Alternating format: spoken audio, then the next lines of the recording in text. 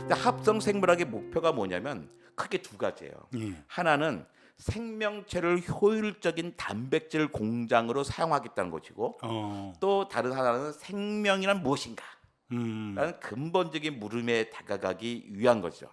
그 생명체를 효율적인 단백질 공장으로 만들다 보니까 어떤 유전자가 필요한지 모르는 거예요. 예. 그래서 이번에 실험한 게 그거죠. 이게 유전자가 있었는데 그 유전자 반 정도를 없애버렸어요. 예. 그러니까 생물학으로 만든 박테리아, 합성 다 박테리아의 유전자 반을 없애버리고 예. 이걸 2,000세대 키웠단 말이에요. 예. 2만 세대쯤 된 거죠. 그러니까 일부러 제거하고 배양을 한 키운다는 거죠. 거죠. 계속 키우는 거예요. 그러니까 예. 얘가 계속 거기서 진화가 일어나는 거예요. 그러니까 부족한 부분을 채워내가고. 다시 만들어야 되니까. 예. 그래서 끊임없이 엄청나게 많은 그 돌연변이를 일으키면서 자기가 진화를 해 나갑니다. 예. 그러면서 이게 이 실험의 목표는 뭐냐면, 그럼 우리 합성 생물학을 했을 때 가장 최소한으로 이 생명을 유지할 때 필요한 유전자가 뭔가를 찾아내야 되는 거예요. 우리 좋은 단백질 공장을 만들려고 그랬는데 그 단백질 공장이 뭐가 없어서 갑자기 뭐 전기가 없다든지 하수가 없다든지 작동을 안 하면 안 되잖아요. 그걸 찾아내는 과정들을 해 나가는 거고, 지금 보니까 우리가 그 일일이 찾을 때 너무나 하나하나 보는 게 아니라 듬성듬성해도 되는 거예요. 왜? 자기가 진화해서 만들어내니까 다양한 실험을 통해서 공통적인 거는 반드시 있으면 되겠다 정도로 할 수 되는 거죠. 모든 게 필요한 거 1번부터 100번까지 다 할 수 있는 게 아니잖아요. 그렇죠. 100개가 필요하다면 우리는 뭐 500개 안에서 할 수가 있는 거고, 10개가 필요하다면 100개 안에서 할 수가 있는 부분들이 있는 거예요. 그렇죠. 그러니까 생명체를 효율적인 단백질을 공장으로 사용한 것, 이게 저는 21세기 들어서 가장 주목하는 기술 트렌드 중에 하나거든요. 그러니까 현재의 기술 수준이 기존 생물체의 구조나 기능을 바꾸는 정도의 수준에 머무르고 있어요. 근데 우리가 하는 그러니까 합성 효모 염색체가 합성을 통해서 새로운 생명체의 설계 및 합성이 가능할 수 있는 거예요. 그러니까 우리가 모든 걸 처음부터 다 만드는 게 아니라 이미 존재하는 생명체다가 우리가 원하는 것들을 넣어주면 되는 것들이죠. 근데 효율적인 그 단백질 공장이란 건 정확하게 무슨 의미인가요? 그러니까 우리가 원하는 단백질을 더 많이 만들어낸 거예요. 그러니까 예를 들어서 암 치료제, 암 치료 같은 신약을 개발한다든지 바이오 연료 같은 우리가 식량 문제, 그러니까 환경 문제가 있잖아요. 그러니까 앞으로 석탄과 석유는 계속 못 쓸 것 같아. 그러니까 바이오 연료를 대량 생산을 하기 위해서는 이제 그런 연구하는 거죠. 그러니까 암세포에만 반응하는 대장균이나 항암 물질이 함유된 맥주 발효 효모들을 만들어낼 수가 있는 거예요. 우리 맥주 만드시 효모가 쫙 있는데 거기서 만약에 항암 물질이 막 만들어 나오는 거예요. 근데 우리가 그렇게 아주 엄청나게 많은 우리가 유전 공학을 통해서 만들 수 있지만 효율을 훨씬 더 높일 수 있는 거죠. 그래서 합성 생물학은 바이오 의학뿐만 아니라 환경과 에너지 분야에 저도 이렇게 왜 화이트 바이오라 그러거든요. 또 농업 분야의 생명 공학 기술은 또 그린 바이오라 그러는데 이런 데 많이 도움을 줄 거라고 생각하고 그러니까 있습니다. 연료 쪽에도 이 연구 결과가 제대로 성과를 낸다라면 그 미래 그 친환경적인 연료나 이런 쪽에도 상당히 큰 도움이 된다는 그렇죠. 거죠. 그런 걸 하려다 보니까 그러니까 인공적인 생명체를 만들기 위해서는 DNA 염기 서열을 알아야 되고 유전자 합성 기술도 있어야 되잖아요. 이것뿐만 아니라 생체 시스템을 디지털 형태로 이제 모델링하는 게 필수적이거든요. 근데 이런 기술을 사용해서 세포 안에 DNA를 인공적으로 합성한 다음에 세포에 삽입해서 인공 생명체를 개조하자는 거죠. 있는 생명체의 효율을 훨씬 높여서 이거에 엄청나게 넣어주면 엄청나게 많은 효율이 있는 것을 만들어야겠다. 그런 식으로 해서 합성 생물학의 하나의 실용적인 목표인 거고, 또 하나가 생명이란 무엇인가라고 하는 근본적인 물음에 다가가기 위해서도 아주 진지하게 쓰이고 있습니다. 그 두 번째 거는 이제 기초과학과 관련된 그런 거죠. 거죠. 기초과학이라고 해서 근본적인 나는 누구인가, 나는 어디서 왔는가, 모든 우주는 왜 있는가, 주로 과학자들에게 호기심이 거기 시작된 거잖아요. 그러니까 물리학자 리처드 파인만. 기억하죠? 노벨상 받으신 분 있습니다. 파인만 씨 농담도 잘하시네. 그래서 우리 엄마는 파인만 씨가 농담꾼인 줄 알고 있는데 정말 훌륭한 물리학자신데 이분이 이런 말을 하세요. 나는 파인만이죠. 나는 내가 만들 수 없는 것을 이해한다고 말할 수 없다. 이게 뭐냐면 우리가 생물을 만들지 못한다면 우리는 생물을 이해하지 못하는 거야. 실존주의 같은 느낌이 드네요. 실존주의 잘 몰라서 모르겠는데요. 그러니까 우리가 생물을 합성할 수 있어야지만 생명을 이해할 수 있는 것이다라고 하는 뜻입니다. 그러니까 우리는 원자를 만들고 있잖아요. 그죠? 예. 없던 원자도 원래 자연에 94개밖에 없는데 우리 118개 만들어냈어요. 예. 이거 뭐냐? 우리는 원자를 이해하고 있다는 뜻이에요. 그래서 우주의 근본도 알고 있습니다. 그래서 생물을 합성할 수 있어야지만 생물을 이해하는 거다. 이 얘기 뭐냐? 합성 생물학 연구는 바로 뭐냐면 생명의 본질에 다가가는 거라고 이야기하는 거죠. 아까 관장님이 말씀하셨던 것 중에 인위적으로 만든 박테리아가 자연 상태의 것보다 이제 돌연변이가 많았다. 예. 그리고 이제 진화의 속도도 빠르다는 이제 연구 결과인데 왜 그런가요?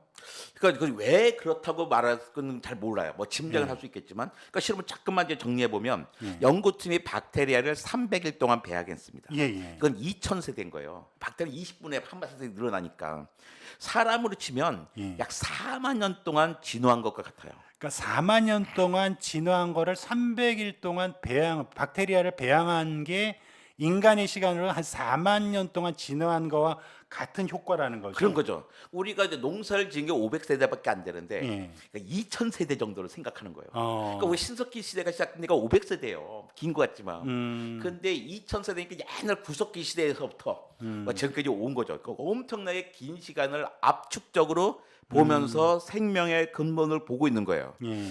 그러니까 합성 박테리아가 자연 상태의 박테리아보다 돌연변이가 많았고 진화 속도도 39%나 빨랐습니다. 예. 그러니까 크레이그 벤터 박사가 시작한 인공생명체 연구가 이제 단순히 생존하는 데 그치지 않고 분열 증식하고 이번에 진화까지 유도가 된 거죠. 그러니까 이제 우리가 진화를 연구하는 데 있어서도 이 합성 생물학은 우리가 압축적으로 연구를 할 수 있는 기회를 준 거라고 할 수 있습니다. 그러니까 이 연구 결과가 나오기 전에는 이제 그 인공생명체 연구가 생존, 분열, 증식까지는 어느 정도 연구가 됐는데 이번 연구 결과를 통해서 진화까지 어쨌든 이 연구 결과가 나왔다는 아주 거예요? 그렇지 않아요. 그러니까 생존, 분열 증식까지가 아니라 그 전까지는 예. 생존까지밖에 못했어요. 아, 생존까지 했는데 이제는 분열 증식. 분열 증식 물론 생존이나 분열 증식 했지만 예. 분열 증식을 통해서 이제 진화까지. 그러니까 이한기 기자 말이 맞네요. 그러니까 생존하는데 분열 증식 생존이니까 생존인데 그친 게 아니라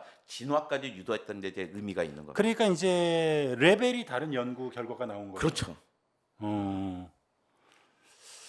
그 아까도 약간 설명을 해주셨지만 합성 생물학이 다른 거에 비해서 이제 뭐 화이트 뭐라 그러셨죠? 치료제나 바이오 연료 예.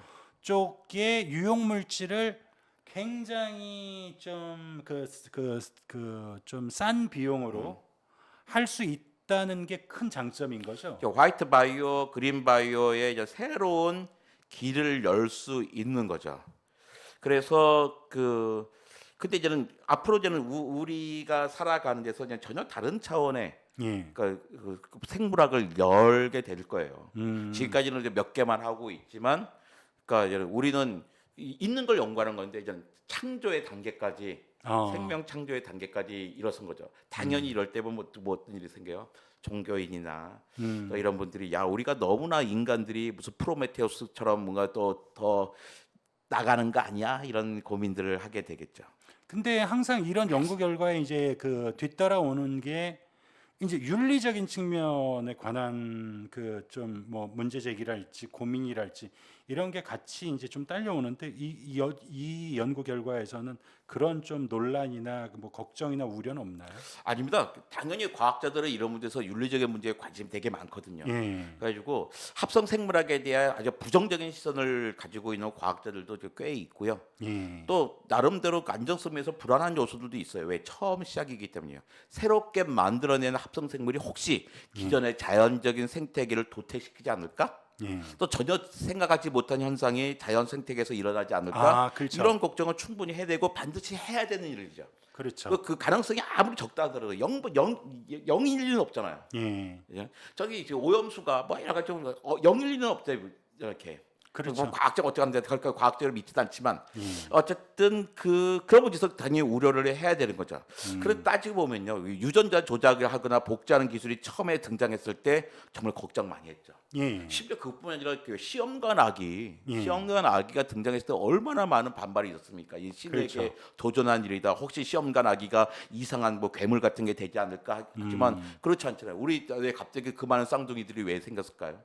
대부분 시험관 아기를 통해서 우리 주변에 많이 있는 거잖아요. 우리 시험관 아기는 뭐 카톨릭 병원에서도 당연히 시술을 하는 일이 돼버렸습니다. 그러니까 새로운 기술이 등장하면 세상에서는 불안한 게 당연히 불안하기 마련인 거고요. 예. 지금의 합성 생물학이 안고 있는 문제도 막 비슷할 겁니다. 근데 결과적으로 보면 유전자 조작이나 복제 기술이 상업적으로 일부 사용되고 있음에도 불구하고 처음에 우려했던 문제들은 그렇게 발생하지 않았잖아요. 예. 이걸 보면 아무래도 혹시 어쩌면 합성 생물학에 대해서 그렇게 불안할 필요는 없다. 그러니까 반증일 수도 있어요. 하지만 그럼에도 불구하고 우리는 끊임없이 의심하고 걱정하고 해야 되는 거죠. 왜냐하면 불안 요소가 이제 해소되지 않거든요. 또 악용할 가능성도 얼마든지 있습니다. 그렇죠. 그런 우려가 있어야 나름대로 좀 더 신중해지고 여러 가지 이제 좀 그 단계나 이제 제어 장치나 이런 걸 둬서 그 뭐 엉뚱한 쪽으로 나쁘게 쓰이지 않도록 컨트롤하면서 그 발전 속도 발전해 나갈 수 있는 거니까요. 그렇죠. 사람을 믿지 못해요. 예. 의도적으로 독성 물질을 만들어내는 생물체를 만들어 방출한다면 어떻게 되겠어요? 생물 테러가 될 수 있는 거잖아요. 예. 그런 위험한 상황이 될 수 있으니까 합성 생물학 연구에는 반드시 생물 윤리에 대한 어떤 책임적인 교육 아니면 그걸 통제할 수 있는 시스템이 있어야 되는 거죠.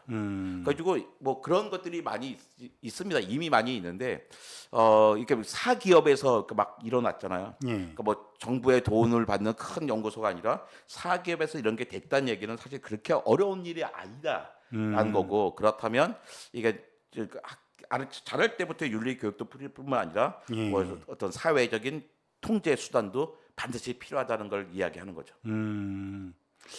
알겠습니다. 그 어쨌든 간에 이제 그 인공 생명체도 우리가 앞으로 관심을 많이 가져야 될, 그리고 훨씬 더 이제 그 발전할 수 있는 이제 과학 분야이기 때문에 그 오늘 심층 탐구 시간에 좀 다뤄봤고요. 그러니까 인공 생명체 해가지고 무슨 벌레나 무슨 새 이런 게 나오는 건 아닌 거고요. 예. 그러니까 박테리아, 효모, 뭐 미생물 수준에서 일어날 거예요. 그렇죠. 지금 이제 초기 단계니까 그렇지, 이제 발전하게 되면 미생물 단계를 더 넘어서서 더 고등한 쪽의 인공 생명체가 만들어질 수 있는 거 아닌가요? 거기엔 꿈도 안 꾸고 있고요. 박테리아, 미생물 뭐 요 정도에서 일어나는 거지만 어차피 공장이기 때문에 그것만 가지고 괜찮다는 게 아니라는 거죠. 박테리아는 정말 이렇게 우리에게 많은 걸 줄 수 있는 거니까. 그러니까 그게 제대로 되면 이제 인간한테 유용한 치료제나 바이오 연료 뭐 이런 쪽에 큰 도움이 될 수 있는 거지. 부분이네. 그러니까 우리가 무슨 뭐 애완용 무슨 동물을 키우고 이런 건 아니라는 겁니다. 그쪽과는 이제 다른 영역인 거죠. 예, 알겠습니다. 오늘 그 심층 탐구는 여기까지 좀 이야기를 들어보고요.